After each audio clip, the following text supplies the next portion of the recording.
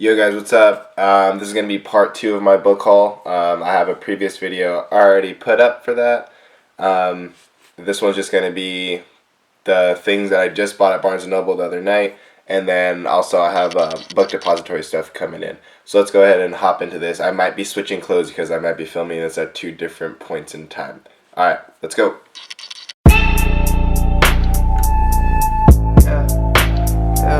First one is going to be Sharp Objects by Gillian Flynn. This is the author of Gone Girl. I actually have not read Gone Girl, but I was in the Barnes & Noble last night and went straight to like the teen YA fiction, looked at some stuff, and picked this up because I read the synopsis and it was refreshing and I loved it. It sounds like on the cover there seems to be a razor blade, so I assume it's about depression and like self-harm, things like that. So I don't know, that seemed cool. Next book is going to be Playlists for the Dead. This is something that caught my eye. This is the first book I picked up when I walked in the store. As soon as I saw this, I picked it up and just read the back, and after that I kind of knew from the title it's pretty self-explanatory about what it's going to be about. But the second that I read it, I was like, okay, cool, I'm grabbing this. It seems to be another friend that these are like depressing books actually that I all picked up. I like kind of contemporary books more than anything. Now I like fantasy and like paranormal romance or all that good stuff. I love it, but I feel like for some reason I kind of set with more of a contemporary type of standpoint, just because that's the book that I'm trying to write currently. That's the genre I would associate it with as of right now. So I feel like I'm trying to get little nitbits and tips from all these other authors and ideas and how they do things, how they explain things, how they express emotion, and just how they write, because I am writing about somewhat of a younger age group than I am personally. So that's why I got that. But yeah, essentially a friend commits suicide. There's a playlist left, and the friend Sam is listening to all these tapes that his friend left behind for him and assuming so he's going to learn more things about his friend Hayden, who has killed himself. So that's this one. By Michael Falkoff, by the way. Sorry, I didn't mention that earlier. Next book is a book that I believe is pretty well known. I saw it, and again, another contemporary type of deal. It was something that, it was an impulse buy. I saw it, I just looked at it, the cover looked nice. It resembles something else that I have on my bookshelf. So it's Tommy Walcock, We All Looked Up. So essentially, if you don't know what The Stand is, I guess it gets compared to The Stand a lot because it's the same type-esque idea, or like this generation's version of it, because Stephen King wrote an amazing book. That's the book that I was actually talking about previously in another video that I'm like halfway through. But essentially, they are told that an asteroid is going to hit the Earth in 2 months. So they have basically 2 months until the world blows up. And I can only assume the type of things that these kids or characters are going to go do. When you have a short amount of time like that, majority of people go do random stuff that they always wanted to do. They're reckless because they're inevitably going to die, even though essentially that's how life is, period. But the longevity of it is shortened. So yeah, that's what this book's about. I'm excited to read this. It looks pretty great. People talk about it. Again, just something else I can probably take ideas from, or just get a new look on perspectives and writing styles and whatnot. I'm just really trying to be well-read this year and really diversify the type of reading I do, and hopefully it'll help me out in the long run for myself and my own writing.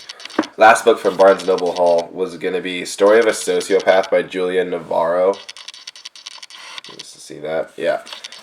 So essentially, this one was kind of, I don't know, I was walking down to go buy pop figurines for my bookshelf, and this was in like one of those center stands, and it caught my eye, honestly. I'm obsessed with New York personally. I just visited for the first time this past December.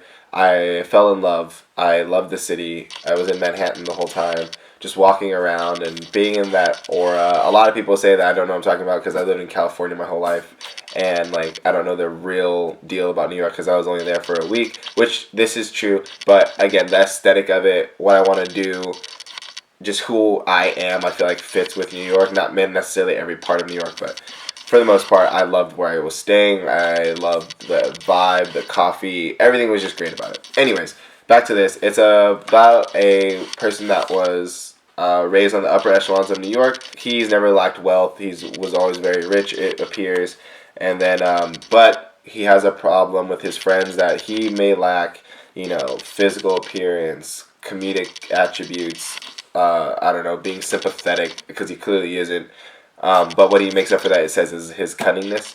So essentially, it's his claws way to the top from someone that already has everything, and just divulges into like the selfish personalities of humans and what we do, and all the faults in our attitudes, I assume. I don't know. This one looks really good. It is an international bestseller. I will probably be reading this in the upcoming month just because it's something so different and caught my eye and got my attention so quickly. I don't know. It looks like not necessarily a dense read. I can probably burn through this pretty quick. But yeah, it looks really cool. I believe it's not YA. Like I said, I'm trying to diversify my whole shelf in general. So this was just something that balanced out everything else that I got for that day. And the next book is going to be This Is Where It Ends by Merlik Ninja Camp. Really hope I'm not butchering that name. The book takes place for 54 hours of a school shooting, and it takes different perspectives, and I think it's broken down by the hour. So this book's been getting a lot of rants and raves about it. It's definitely a topic that in today's age, unfortunately, is something that needs to be talked about. Very curious to see how this author takes part in doing so with that. So again, I'm really stoked for this one. Next is a full box trilogy. It's the Shatter Me. It's gonna be the Shatter Me trilogy. So I bought Shatter Me, Unravel Me, and Ignite Me. I don't know much about this. I just know that it's all over BookTube, and I assume it's really good because everyone talks about it. It's a trilogy. Literally have no clue what this is about. I believe it's kind of like a retelling of like the Midas touch, almost like the guy who touched everything and it turned to gold. And at first you would think that that's a really good thing, but then you think about it and you can't eat, you can't do anything because everything turns to gold when you touch it. So yeah, another series I'm really excited about. And the final thing that I got for the month of February is going to be a series that I've already read, and I just don't own the books anymore. And I needed to pick them up because they're great, and that is the Percy Jackson series. So I bought another box set. There you go. So I bought the box set. I just felt like it was something I had to do. This story is great. The movies weren't too bad, actually. I'm a really big Logan Lerman fan. So I thought they did a pretty good job with that. So I'm excited. I'm probably going to be rereading these because I just bought them. So yeah, I'm stoked. There's nothing much to say. Demigods, just good all around goodness. Thanks for tuning in, guys. Catch you next time. Peace out.